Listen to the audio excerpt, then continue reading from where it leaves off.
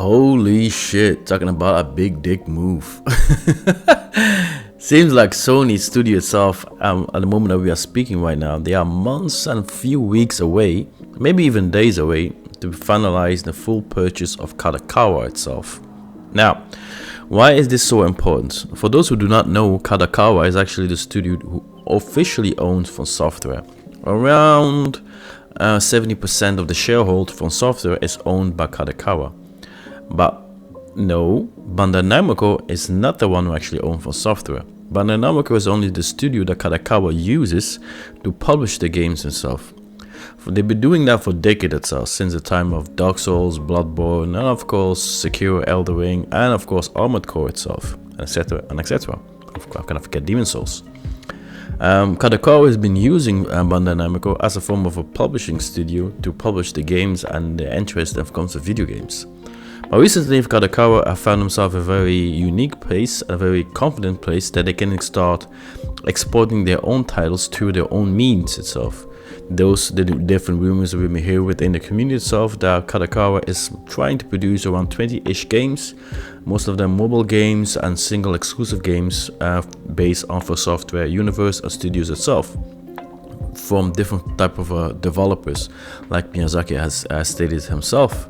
There will be around 20 games that will be coming in the near future itself, published from software itself, from different type of atmosphere, not only from brutal experience that we know and love from the Dark Souls games itself, but different type of flavors we have in the market itself, and all of them under the Kadokawa bannership itself.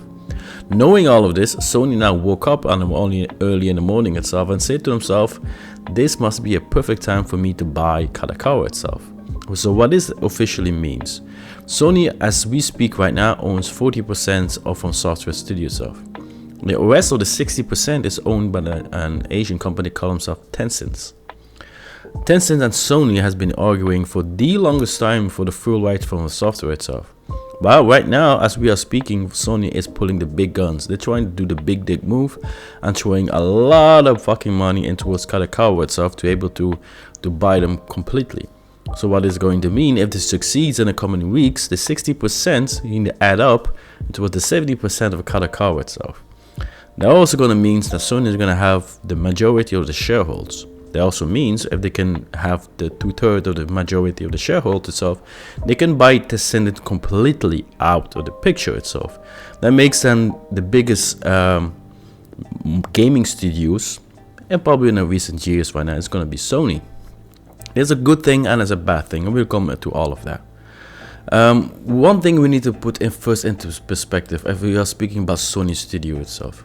Because in the recent years, Sony Studio has been buying not only studios like Naughty Dog, Insomniac, Santa Monica Studio, Media Molecule, Guerrilla Games, and they also have shareholders into Epic Games, Discord itself, Evolution Championships, Nixon Games, House Market, Fire Sprite, Bluepoint Games, the brothers of course, Demon Souls Remake, and of course a bunch of studios itself from the games that we love like Destiny.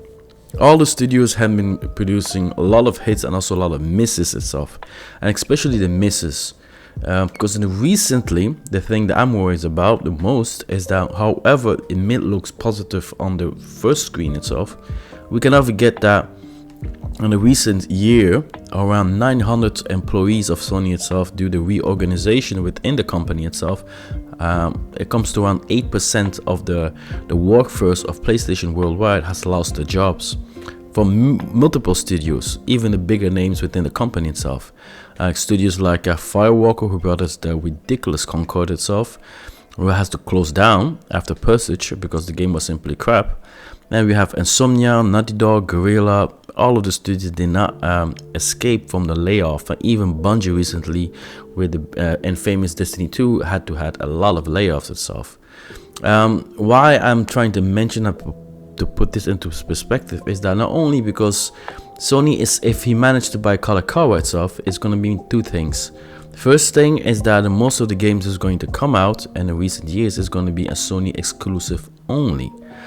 Probably is going to be the case because they really want to market in regards to the PlayStation Pro because it's not selling properly, and of course maybe the PlayStation 6 in the near future. if they manage to get themselves the FromSoftware name within the catalog itself, all the biggest titles, and hopefully one day we're gonna have Bloodborne 2, will be all PlayStation exclusives. That is a big power move they're doing right there.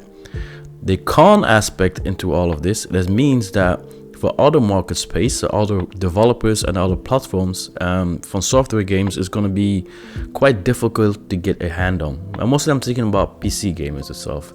What I do not like in that aspect is that if for Sony managed to get FromSoftware, and of course it managed to brand every single game as exclusive, and you know for yourself as a gamer itself that it will take the longest time before those games manage to get themselves on the Steam platform. It does happen, for example, on the God of War, eventually they come on the Steam platform, but it takes quite a long time.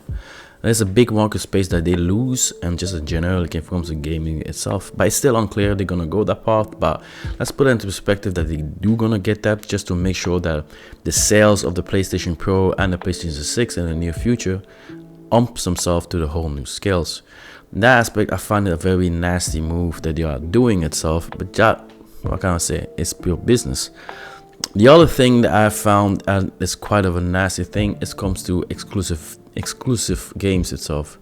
And we're talking about Bloodborne. For example, Bloodborne is one of the biggest masterpieces and one of my favorites within the FromSoftware catalog itself. Bloodborne is one of those games that we've been asking for the longest time to have a sequel of this game, or even a proper remaster of a remake of it in 60 frames per second and simply in macular states, for example like in Demon's Souls remake that they have done. So far we never received any of those titles.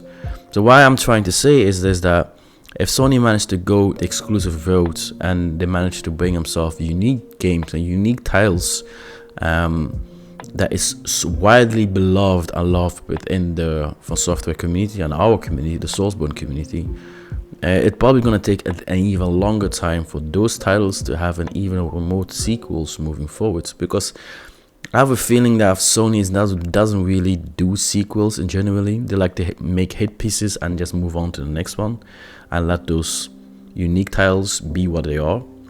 It's unfortunate because we want to have more of those universe. I want to have more of Bloodborne. I want to have more of Demon's Souls remake as a gamer, as of a software gamer. So I'm afraid that from Sony, if managed to get all this exclusivity, it's going to push FromSoftware into making those one-hit wonders and just move on to the next one, and to the next one, and to the next one, and to the next one. And the other con, of course, like I said, is that Sony owning the whole market space. By owning not only Conscious Scrolls and all those big name studios itself, Sony probably gonna start pushing his own form of gender politics into us video games atmosphere. And why I'm speaking about, because I'm talking about Concord right now. Concord is one of those games that brought us those gender politics, and it was severely flawed himself. I hope now FromSoftware doesn't push those gender politics and woke movements and discussion in towards our market space. But I'm afraid that the moment that they're gonna have, or they are going to be under Sony bannership, it's gonna be an eventual thing that's going to happen towards FromSoftware itself, that is ridiculous and moronic gender politics that will be more prominent into our software games. But the other positive thing is that by having Sony as a form of a studio itself, that means FromSoftware can have more means, more fundings to create unique titles itself. That's generically a plus thing, because we do know, if we just know from Bunch of Studio itself, Sony bought Bunch of Studio with an steeply 3.6 billion, so they do have the money to spend if it comes to studios itself. If FromSoftware does manage to get himself onto the Sony bannership, and of course how Sony is pushing their platform if it comes to the best platform in video games, if it comes to graphics fidelity and performance in general, I feel like then the quality of FromSoftware games is only going to improve himself moving forward, because they're going to have more funding and more means to create unique and beautiful titles itself. But who am I? But let me know what you think in the comments down below about all of this, and most importantly, what you are afraid of or excited about this news if it comes to Sony probably going to purchase Kadakawa. Like I said, it's all of this is not fully confirmed yet, but it's something that's been in the talks for the longest time right now, and it seems like Sony is pushing the metal a little bit harder and really throwing the money towards it. And the coming weeks we're gonna know more about this, and definitely gonna hear it firsthand here if all of this is going to affect us as gamers itself. Give me your thoughts in the comments down below, and don't forget to like, comment, subscribe to the channel. I'm your host, the Ashen Lord. See you guys next time, man. One love only. Peace.